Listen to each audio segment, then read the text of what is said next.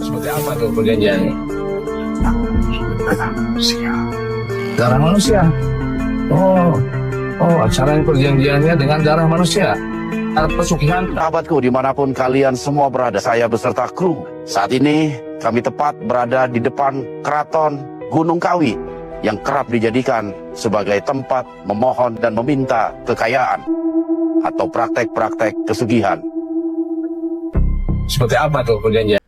Assalamualaikum warahmatullahi wabarakatuh. Saudara-saudaraku sebangsa dan setanah air, dimanapun kalian berada, ya, semoga kalian selalu dalam kondisi sehat walafiat ya. Berjumpa lagi dengan saya di Gaspol Update. Teman-teman, sudah pada tahu nggak nih berita terbaru, ya kan? Kalau nama Ruben Onsu dan Sarwenda menjadi perbincangan publik kembali, itu semakin hangat loh. Gimana sih bang ngomongnya kok belibet? Iya, gua juga bingung nih ya kan. Kebanyakan bikin konten kayak gini jadinya ya kan. Ya, intinya kali ini bukan soal kehidupan rumah tangga mereka saja teman-teman ya, melainkan juga mengenai munculnya pembahasan tentang komunikasi goib ya yang dikaitkan dengan Gunung Kawi ya. Lengkap dengan berbagai spekulasi mistis yang ramai dibahas di media sosial. Wah, keren kali nih komunikasi goib. Waduh, ini mah di luar jangkauan saya sebetulnya untuk berkomentar ya, tapi nggak masalah lah, buat seru-seruan kita sajikan ya. Kemudian di sisi lain juga ada komentar pedas dari sejumlah tokoh publik ya yang ikut memperkeruh suasana. Iyalah, namanya netizen ya kan, itu ya sebagian besar itu justru memperkeruh suasana ya, dan justru memancing reaksi netizen yang lain, kan seperti itu. Nah, bagaimanakah videonya dan bagaimanakah respon netizen? Mari kita tonton bersama, kemudian mari kita komentari bersama di bagian akhir video. Ini dia. Darah manusia. Acara perjanjiannya dengan darah manusia. Pesugihan tak naik. Saya tidak bisa spesifikin bentuk rautnya, tapi yang saya hanya fokuskan bagaimana tangannya yang besar dengan darahnya, dan pada saat itu yang saya lihat dia lagi ngejilat kayak orang habis selesai makan. Berarti Anda bisa. Dia iso. Dari saudara iso. Udah di sini kan ada 5 agama. Anda bisa mengaburkan dari 5 agama itu. Setelah iso. Berarti agama Anda apa ini? Makhluk bangsa kami bisa menipu mereka. Oh begitu. Agama mereka yang anut yang menurut kalian 5. Iso awal-awal itu. Masya Allah. Ada orang Cina di sini. Ada sana orang Cina. Orang bangsa manusia bisa ditipu. What the fuck? Wong nek sugihan niku mboten nate. Nggih. So nek mati mboten bobo. Tur ten beritane ning nggih pakan si cara-carane nggih gantu setan. Mboten iso tekan papan. Wong niku nindake sing sak temen-temene mawon. Pokoke Gusti Allah preso wong semen kalih mboten kamu. Nggih, Mbak. Jelas lo ramong semua. Sing ora entuk nek jenengan kong kali kong utawa pemenang nyembah jin kuwi ra entuk. Ruben Onsu kembali menjadi perbincangan setelah muncul mengenai komunikasi gaib Ustadz Hakim Bawazir dengan sosok gaib Gunung Kawi. Kisah ini sontak mengundang rasa penasaran publik karena disebut berkaitan dengan berbagai kejadian misterius yang pernah dialami Ruben Onsu hingga nama Sarwenda disorot warganet. Jadi kalau kita jadi budak setan itu, jadi pas kita meninggal, kita arwahnya nggak ke Allah? Enggak mungkin. Ini tidak bicara literasi agama ya, bicara benernya ya. Di agama Islam dan Kristen tuh menyepakati satu hal, bahwa yang namanya menduakan Allah tuh dilarang dan nggak boleh sama sekali. Nah, orang yang terlibat dalam dunia satanik itu bukan lagi menduakan, udah mentujukan bahkan. Benarkah konflik artis S dan mantan suaminya RO adalah konflik mistis Gunung Kawi? Nah, Ini 5 faktanya. Publik mengenal konflik RO dan artis S ini sebagai perceraian biasa ya. Tapi dalam ilmu netizen strategi, ini ada lapisan yang lebih dalam ya. Lapisan yang terhubung dengan Gunung Kawi. Dan Gunung Kawi ini bukan sekedar tempat wisata ya. Ini adalah salah satu pusat energi terkuat di Nusantara. Di sana, itu para peziarah datang untuk ngalap berkah ya. Tapi nggak sedikit juga yang datang untuk meminta dengan imbalan, yaitu tumbal. Oke, saya bedah 5 fakta ya. Kenapa konflik RO dan S ini adalah konflik mistis. Yang pertama, artis S ini pernah ke Gunung Kawi ya, dengan tujuan ritual. Nah, kenapa saya bisa yakin? Karena ini penuturan langsung dari kunciannya. Jadi ini sulit untuk dibantah ya, kecuali kuncian itu memang berbohong. Tapi, jika dari energinya, ini saya yakin secara hitungan netizen secara diri, probabilitasnya di atas 80%. Karena artis S ini memang percaya dengan hal yang klinik dan juga mistis ya. Dalam netizen secara diri, tempat itu nggak pernah berbohong ya. Gunung Kawi adalah tempat suci dan setiap orang yang datang ke sana itu akan meninggalkan jejak energi. Nah, kalau artis S ini benar-benar hanya syuting, kenapa namanya itu disebut oleh juru kunci? Dan kenapa pada periode yang sama mantan suaminya RO ini mulai sering sakit-sakitan? Dan yang kedua, RO sakit di saat artis S, mantan istrinya, ke Gunung Kawi. Ini fakta yang nggak bisa dibantah ya. RO ini sering sakit saat S ini berada di puncak karirnya. Karena RO ini lahirnya di hari Senin ya. Neptunya 13, angka jiwanya 8. Angka 8 adalah angka pemberi, tapi juga angka korban energi. Dalam netizen strategi, ketika seorang suami sakit di tengah kejayaan istri, itu adalah tanda ketidakseimbangan energi. Bukan karena istrinya jahat ya, tapi karena energi keluarga tidak lagi seimbang. Ditambah lagi, memang ada ketimpangan. Ditambah lagi, ini ada kompor meleduk. Nah, silakan tulis di kolom komentar ya. Siapa kompor meleduk ini yang menyebabkan ketidakseimbangan? Dan ini terjadi ketika salah satu pihak melakukan perjalanan spiritual tanpa melindungi pasangannya. Fakta ketiga, Gunung Kawi adalah pusat energi permintaan. Karena Gunung Kawi bukan tempat biasa. Di sana ada 2 makam keramat ya. Eyang Jugo, Kanjeng Kiai Zakaria II, dan Eyang Iman Sujono. Para peziarah datang itu memang banyak tujuannya.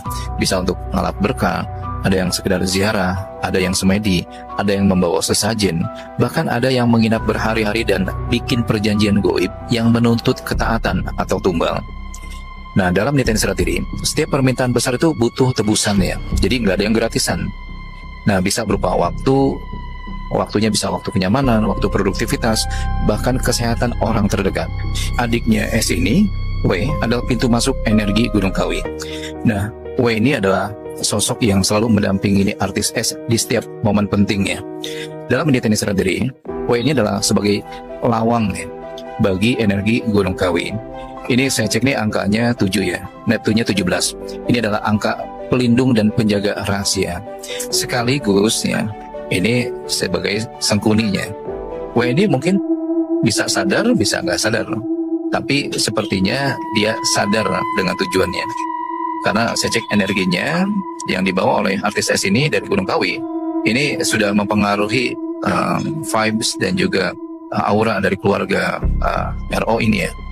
Dan ketika RO mulai sakit, W ini justru semakin dekat dengan S ya. Bukan untuk menenangkan, tapi untuk menguatkan. Jadi dia memang berpihak ya ke kakak kandungnya. Tapi selain itu ada juga motif lainnya. Ini tentang konflik ini bakal berakhir ya setelah tumbal lunas. Tapi karena RO ini alhamdulillah ya sudah tutup buku ya dan sudah cerai. Nah, jadi tumbalnya ini nanti akan berbalik. Ini adalah anomali ya. Nah, makanya nanti kita akan lihat artis S ini akan depresi, akan sakit ya, termasuk orang terdekatnya.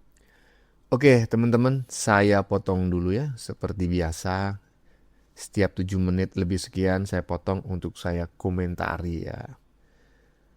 Jadi pada video yang sudah kita saksikan ya, sangat ramai sekali isu yang mengaitkan Ruben Onsu dan Sarwenda dengan berbagai narasi mistis yang berhubungan dengan Gunung Kawi ya. Ya, netizen ya atau konten kreator menyampaikan pendapat ya serta spekulasinya mengenai adanya keterkaitan ya perjalanan spiritual, energi mistis hingga berbagai peristiwa yang terjadi dalam kehidupan rumah tangga pasangan tersebut. Dan dalam penjelasannya, ya kan, ya netizen menyebut adanya dugaan ritual ya. Ini netizen apa konten kreator ya, sama aja lah ya. Konten kreator juga bagian dari netizen, ya kan? Iya. Jadi dugaan adanya ritual ya, hubungan dengan energi Gunung Kawi hingga berbagai teori mengenai sakit yang pernah dialami oleh Ruben Onsu pada masa lalu. Selain itu teman-teman ya, netizen juga menghubungkan sejumlah anggota keluarga dan orang-orang terdekat dengan berbagai asumsi ya mengenai pengaruh energi spiritual. Berbagai klaim tersebut disampaikan berdasarkan pandangan pribadi ya dan dikaitkan dengan fenomena mistis yang dipercaya sebagian kalangan tertentu. Dan di akhir video tadi ya kita melihat sebuah prediksi bahwa konflik yang terjadi masih akan menimbulkan dampak di masa mendatang dan kemungkinan akan lebih mengundang publik untuk memperhatikan perkembangan berikutnya. Gitulah kurang lebihnya ya. Pusing juga saya kalau ngomentarin hal-hal seperti ini ya, takut salah ya toh. Lanjut. Ya, Kita lihat dalam beberapa bulan ke depan. Karena konflik ini akan berakhir setelah ada pengakuan atau pembayaran tumbal. Ya, jadi kita akan lihat secara bersama-sama ya apa yang akan terjadi pada keluarga S ini. Karena dalam serat kalau tidak, ini utang kudu dibayar sakdurune mati. Nah, nanti kita lihat apakah akan terjadi. Ramainya komentar netizen Indonesia mengenai sosok Sarwenda membuat dirinya geram. Berbagai spekulasi dan opini terus bermunculan di media sosial hingga namanya kembali menjadi sorotan publik. Di tengah derasnya perbincangan tersebut, perhatian juga tertuju pada Lita Gading yang sebelumnya telah angkat bicara mengenai dirinya. Ops, ada yang mau laporin saya nih. Kenapa? Gara-gara KPAI? Iya, harusnya kamu bersyukur anak kamu di cover sama saya supaya tidak dihujat oleh masyarakat atau netizen. Gimana sih? Kalau kamu jadi ibu yang baik harusnya mikir. Jangan cuma emosi sesaat. Jangan cuma hanya mikirkan kamu dan pacar kamu, gitu loh. Mikirkan mental anak, karena ada di sana terindikasi eksploitasi anak dalam berjualan Anda. Oke? Jangan begitu jadi orang. Masyarakat, netizen udah muak dengan kelakuan kamu. Semakin kamu mengadukan para netizen, itu semakin kamu dihujat dan semakin kamu dibenci. Ingat itu, hati-hati dengan kelakuan kamu. Jangan kesulut emosi dengan apapun yang ada di sosial media. Ingat, kamu harusnya introspeksi diri, memperbaiki diri, karena kelakuan kamu memang salah. Oke? Harusnya be smart. Jangan sampai gara-gara pengacaramu ngojok-ngojokin apa kek gitu, kamu kepancing gitu namanya. Oke? Harusnya kamu keep silent, memperbaiki diri, jangan terlalu diekspos. Makanya jadi bangkrut kan, gak boleh kayak begitu. Makanya hati-hati, karena kita berjualan, kita menghasilkan uang. Salah satu andil itu adalah netizen, karena netizen yang beli barang kamu. Paham? Videonya nggak panjang ya, jadi sudah selesai dan kini saatnya saya untuk menyampaikan sepatah dua kata sebagai ya reaksi lah ya. Namanya juga konten reaksi, kalau nggak dikomentarin ya nanti disalahin sama pihak YouTube ya. Oke, jadi pada video hingga usai barusan ya, kita melihat ya pembahasan mengenai ramainya isu yang mengaitkan Ruben Onsu dan Sarwenda dengan berbagai narasi mistis yang berhubungan dengan Gunung Kawi. Ya iyalah, emang macam kayak gitu dari tadi ya kan? Iya, tapi bukan itu Bang. Iya juga ya, saya lupa nih. Kayaknya tadi tentang apa ya? Pembahasan beralih ke reaksi publik. Nah, itu betul-betul baru ingat saya ya. Jadi beralih ke reaksi publik terhadap Sarwenda yang kembali menjadi sorotan di media sosial. Sampai bingung saya. Jadi ramainya komentar netizen itu membuat berbagai opini dan spekulasi terus bermunculan teman-teman ya. Dan dalam video yang baru saja kita saksikan, ya ditampilkan pernyataan Lita Gading. Nah bener kan tadi ada Lita Gading tuh, yang memberikan tanggapan cukup keras terhadap situasi yang sedang terjadi. Ini mah psikolog yang suka suka komentar, tapi nggak masalah lah, daging ya kan, isinya daging semua. Lita Gading menilai bahwa pihak yang bersangkutan seharusnya itu lebih banyak melakukan introspeksi diri daripada bereaksi secara emosional ya terhadap kritik netizen. Saya sepakat ya. Ia juga menyinggung persoalan yang menurutnya itu berkaitan dengan kondisi mental anak ya dan cara seseorang menampilkan kehidupan pribadinya di ruang publik ya. Tadi betul kan macam kayak gitu? Iya. Selain itu tadi Lita Gading juga mengingatkan bahwa masyarakat dan netizen itu memiliki peran besar dalam mendukung berbagai aktivitas bisnis para public figure. Sehingga kritik yang muncul dari mereka itu sebaiknya dijadikan bahan evaluasi gitu ya, bukan malah dinyinyirin, diblok ya kan, di-unfollow dan lain sebagainya. Dituntut juga, waduh ngeri pula ya kan. Jadi video barusan ini memperlihatkan bagaimana polemik yang terjadi itu tidak hanya memunculkan perdebatan di kalangan netizen teman-teman ya, tapi juga mengundang komentar dari berbagai tokoh yang ikut memberikan pandangan mereka mengenai persoalan tersebut. Ya kurang lebih seperti itulah. Jadi demikian dulu komentar dari saya. Ya, sebelumnya saya memohon maaf yang sebesar-besarnya jika dalam penyajian konten ini ada kata-kata yang menyinggung, kurang tepat penggunaannya, atau ada data yang dianggap keliru atau salah. Saya memohon maaf yang sebesar-besarnya. Kita jumpa lagi di lain video. Salam NKRI.